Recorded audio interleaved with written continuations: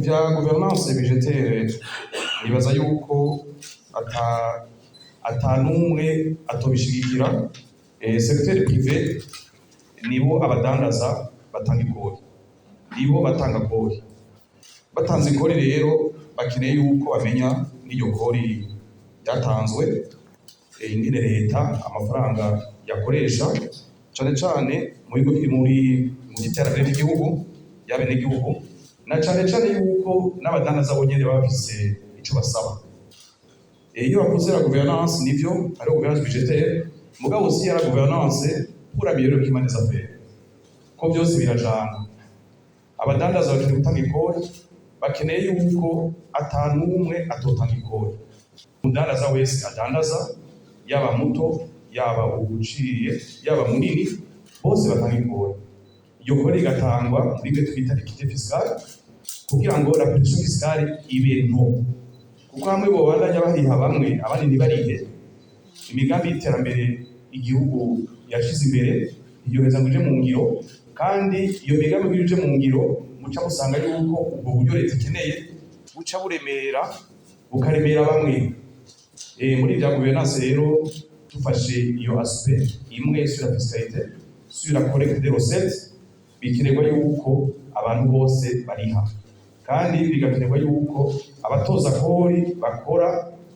bakurikije amategeko y'igihugu yashize imbere. Natwe tukaja dusaba yuko amafaranga aba yatojwe ikori, dusaba yuko muri bya climat des affaires haba ibintu bya gouvernance bifatiye kuri l'amélioration du climat des affaires. Nshatse kuvuga iki? Dukenera yuko leta ishira ama infrastructure,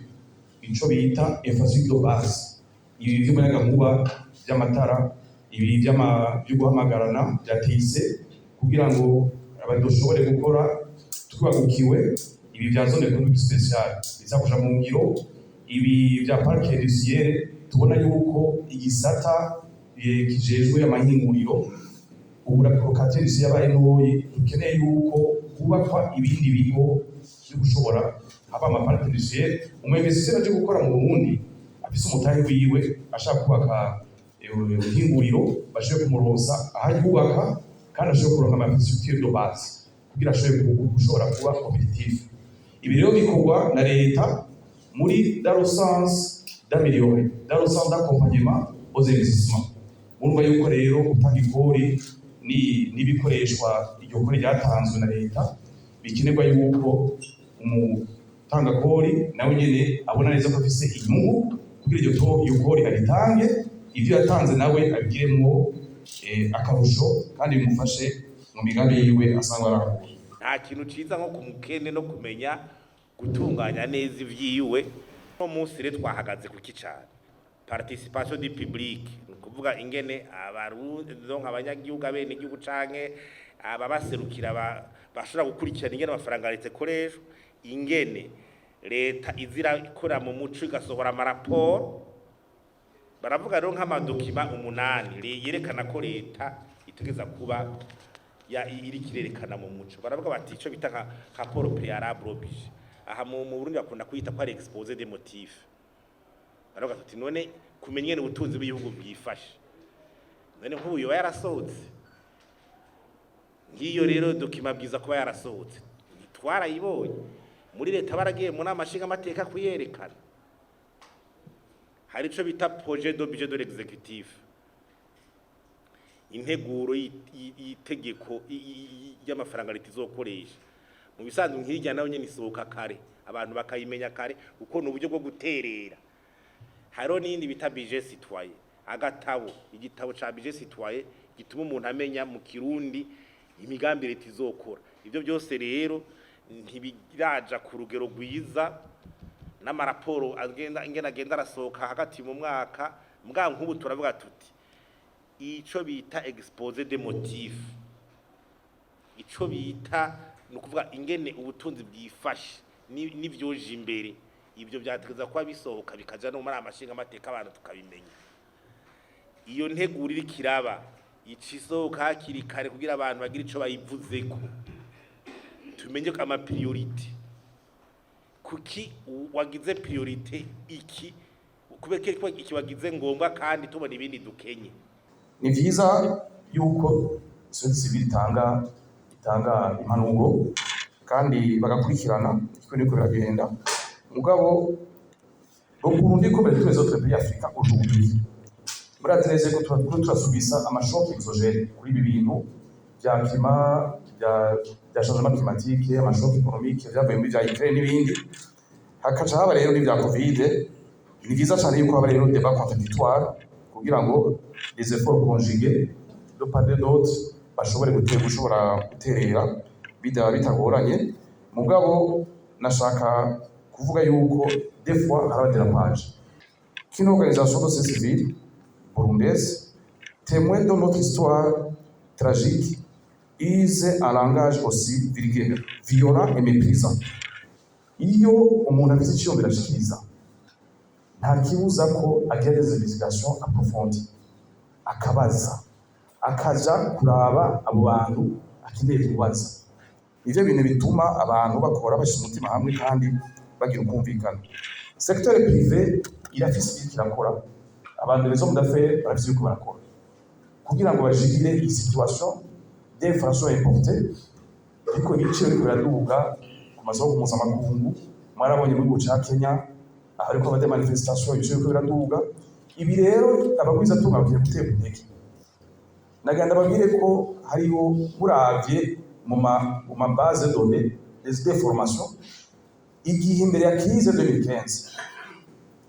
au niveau d'investissement direct étranger twari autour de 350 millions de dollars haraba crise birakoroka gushika dushika ku miliyoni umwe w'amadolari mugabo des hommes d'affaires burundais du secteur privé burundais a continué d'investir a continué à prendre des risques baratanga akazi mu madomene atandukanye mu mabanki mu assurance mu mayindustrie au lieu de les encourager abantu bakaza kuvuga ibintu qui décourage le secteur privé wese uno munsi turaba dans la même direction tuse n'Imana la vision du gouvernement n'est pas différente de la vision de la société aujourd'hui et du secteur privé bitufatire de profiter iyi dynamique ya environnement ihari kugira ngo twese dukore turabira hamwe guteza igihugu murakoze yewe nta kibazo ufise mugabo ni intererano ufise na cyane kubera ko usanzwe gukora mu gisata cerekeye amasoko ya leta turavye mu gihugu c'u Burundi igisata c'amasoko ya leta gitwara uburyo bwinshi cyane turavye amatohoza twashoboye kugira no mu mwaka uheze turabonye yuko amasoko ya leta atwara hagati y'ibice 60 n'ibice 70 rero iyo ibintu byononekaye muri icyo gisata n'igihugu kirahombera cyane no mu gisata cy'amasoko ya leta rero iyo ibintu biciye mu buhinga ngurukanabumenyi no mu ligne hariho ingorane zimwe ahubwo ariko zose zigera hari ingorane zimwe ziheza zikagabanuka ndace gituma muri urwego rw'igihugu rujejwe kugenzura amasoko ya leta hariho des réformes turiko turakora kugira ngo ya transparence turondera twese dushobore kwishikako novuga ikintu kimwe gikuru kiriko kirakorwa muri icyo gisata nuko turiko turakora ico bita la dématérialisation des procédures des marchés publics kuba yuko turiko turarondera yuko amasoko ya leta akorwa mu buryo ngurukanabumenyi ni ukuvuga yuko mu byo gukoresha impapuro umusubizo naza n'impapuro kudepoza atakuraba kanaka ngo bavugane ivyo biveho burundu kuko turazi yuko iyo abantu bagiye bavugana babonana niho hava bya bindi by'ibituri twarateguye yuko kandi nibaza ko mu minsi iza bizoja mu ngiro yuko umuntu wese yifuza guhiganirwa isoko ariyo bita umusubisionnaire hariho site ya ARMP ni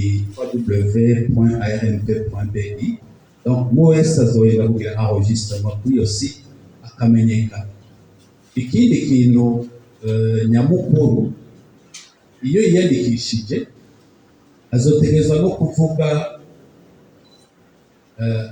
abakisiyoneri b'iyo entreprise n'abari entreprise bagateza kuvuga abakisiyoneri abaribo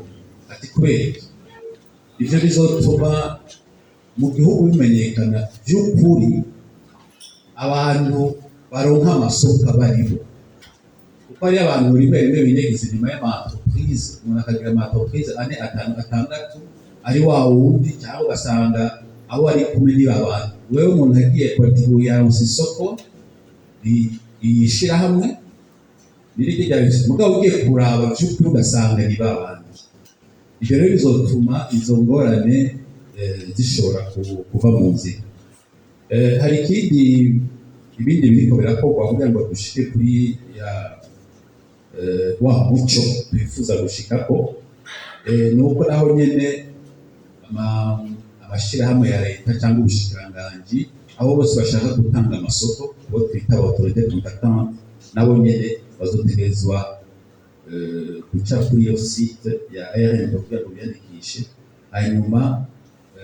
novuga les communications zishobora gukorwa en ligne ntihazosubire kubaho des contacts physiques hari ibintu byinshi biriko birakorwa nk'ubu hariho inimero itarihwa 119 iyo irakora nta kibazo hariho n'indi adresse email nayo nyene irahari yitwa dénonciation@armp.bi. Nagomba rero cyane nongere sigure kandi sabe ibintu bikenewe byankenerwa byihuta. Icya mbere nuko amareforme abakenewe les réformes annoncées haba gushirwa mu ngiro la mise en œuvre des réformes zikanyaruka. Hari amareforme nk'ubu ari karaja mu ngiro bya digitalisation kuko digitalisation izofasha cyane muri amélioration du climat des affaires yongere ifashe muri bya gouvernance. Hari ibindi bihari by'amareforme y'amadéclaration fiscale en ligne amapide de paiement en ligne des impôts. Ico ni ikintu kizofasha cyane kugira ngo la gouvernance y'amiliyoni kugira ngo umugwizatunga ashobore kugira déclaration fiscale yo gutanga ikori atari yiwe arahaguruka ngo agende gushika kw'iyombere ashobore kuriha amakori yiwe atiriwe araja mu kigombere hamwe ata contact physique iba hagati y'umugwizatunga no mu ajombere kuko iyo abantu bagenda barabona kenshi nibo bintu bya mauvaise gouvernance bishobora kubamo nivyo byagiye biramo mu bihugu bindi bya Singapore bya Maurice n'ahandi ifo tuja muri digitalisation kugira ngo iyo politique ya digitalisation ije mu ngiro idatevye cyo kimwe n'ibya facturation électronique ingene byifashe mu Burundi twofatira kwisuzuma ku masuzuma abiri hariho isuzuma ririko riraba haheruka gushikiza icegeranyo mfata kibanza yitwa PIEFA riraba ubunenge n'inguvu igihugu kiba gifise mu gutunganya amahera ya leta hanyuma kigaheza kikitunganya mu Burundi mengo turafise umuco uko mengo uri kurakoresha ibintu ushaka bakontorora muga ku ibyo bari nk'amahera yo by'iwawe birabaje nko mu Burundi kubona tugeze nko ku gihe n'amahera abayanditse mu kiga ca leta ata buryo buhari bwo kuja gukontorora nyimba ari ishuri ryo kubakwa hanaka nyimba ari bitaro ari kubakwa harabuze iyo suivi yo kuvuga tuti mbega ibyo bitaro byubatswe bimeze gute byubatswe ryari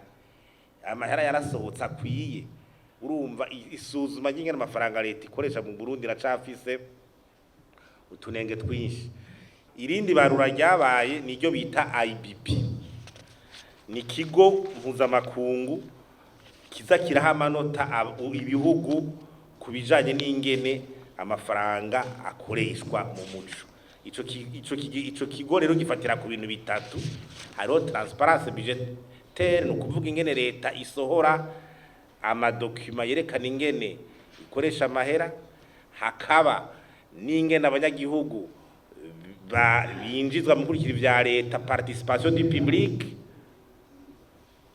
n'ingene ikontororwa riba urumva aho hose usanga dufise amanota make cyane kandi iryo suzuma riba uko umwaka utashe twebwe nk'ishyirahamwe ry'amakuru y'ibintu rero turiko turexperimenta icyo bita budget participatif ni ukuvuga twasanze ingene amabudget ya komine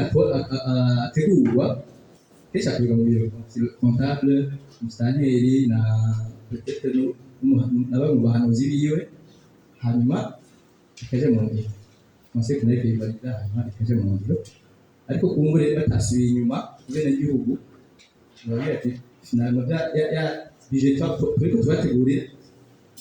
igizwe n'ibi migambi dutegekanye n'iyi kugira barabe yuko by'ukuri iyo migambi irofleta les priorités du moment. Rero avantage yo approche budget participatif ni uko iyo urwego ntwaro na conseil nayo bahetse gutegura budget hama bagategura icyo bita plan annuel d'investissement baca bagaruka ku mitumba bakabaza za nzego bita CCDC Comité Colonial de Développement kugira barabe by'ukuri ko imigambi yateguwe ikijyanye n'igihe hari igihe usanga bari batekanye kubaka ikiraro bagasanga no munsi basanga ishuri ryagurutse rero ugasanga bagiye kwexpliquer ko yateguwe rero priorité yari ku bintu rero bya suivi yagize du budget par le citoyen ni byiza cyane ifo ko abenegihugu babona yuko ibi migambi leta yashyize imbere iyo migambi iriko irarangurwa kandi ibyo basavye kuri kuraja mu ngiro hari ibyo bavuze byerekeye iby'ama PCDC mu bisanzwe umwenegihugu ateza gutanga icyo yifuza kuzokorwa mu migambi biciye mu makomine kuko amakomine niyo ya mbere aje imbere mu byerekeye byo guteza imbere umwenegihugu muri PCDC rero ni uko ata umwenegihugu asimbwa kuva ku mutumba agashikiriza icyo yifuza ko leta yamukorera ivyo rero ivyo reba yarasavye biraheza bakabishira hamwe byose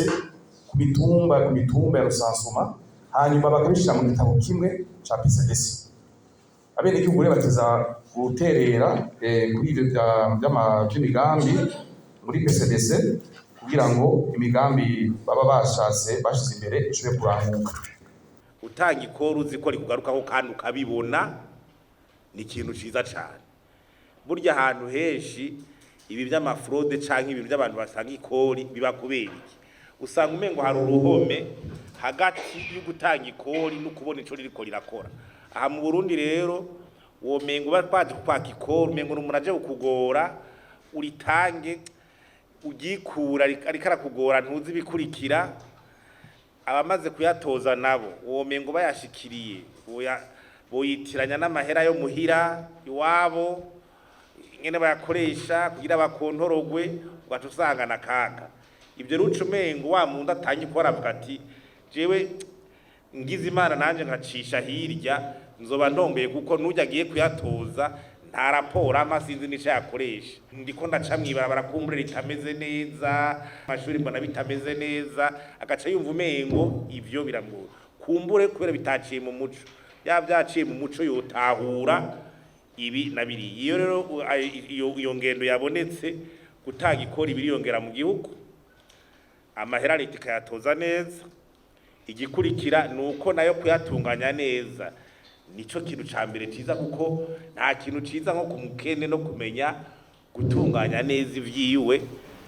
mu gihe hari umukene ica gatatu ya indi avantage ni confiance nukuvuga icizere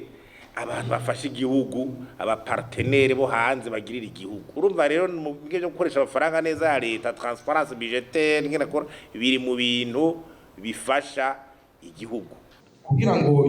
abagwizatunga bashobore gutanga ikore ikwiye nuko baronka umwimbu mwinshi ukwiriye uwo mwimbu nayo uno munsi hakenewe ibya innovation bya recherche uno munsi tugeze muri bimwe twita